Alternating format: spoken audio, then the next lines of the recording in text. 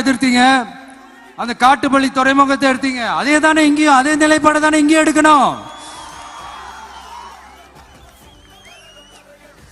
அது எப்படி நீங்க எதிர்கட்சியா இருக்கும் போது விவசாயிகளுக்கு ஆதரவு, ஆளுங்கட்சியா இருக்கும் போது விவசாயிகளுக்கு எதிர்ப்பா?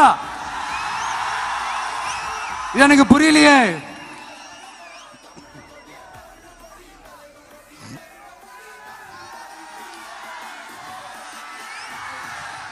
அதனால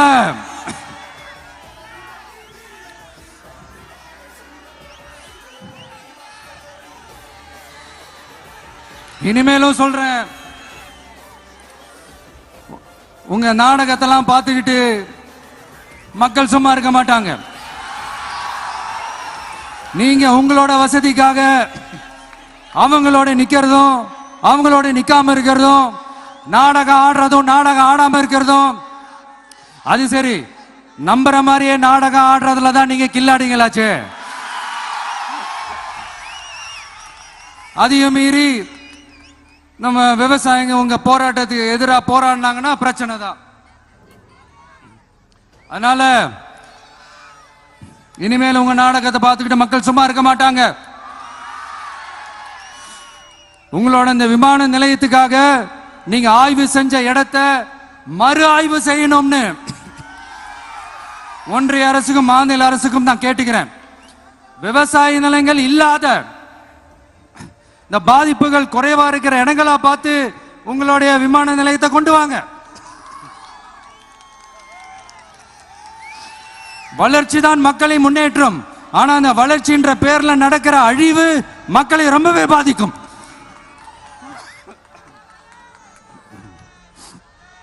நீங்க எல்லாரும் உங்களுடைய ஊர் கிராம தேவதைகளான கொல்லமெட்டால் அம்மன் மேலையும் எல்லை அம்மன் மேலையும் ரொம்பவே நம்பிக்கை வச்சிருக்கீங்கன்றது எனக்கு தெரிஞ்சது. அந்த நம்பிக்கையை இழந்துடாதீங்க. உங்களுக்காகவும் உங்க ஊருக்காகவும் இனி உங்க வீட்டு பிள்ளையான நானும்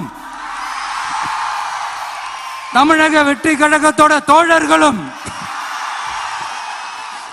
சட்டத்துக்கு உட்பட்டு எல்லா வழிகளிலும் உங்களோட உறுதி அனுப்பேன். உங்களோட ஊருக்குள்ள ஏகனாபுரம் ஊருக்குள்ள வந்து அந்த திடல்ல தான் உங்க எல்லாரையும் மீட் பண்ணணும்னு நினைச்சேன். ஆனா எனக்கு பர்மிஷன் கிடைக்கல. இங்கதான் பர்மிஷன் கொடுத்தாங்க. நான் ஏன் ஊருக்குள்ள வரணும்னு தடையின்னு எனக்கு தெரியல.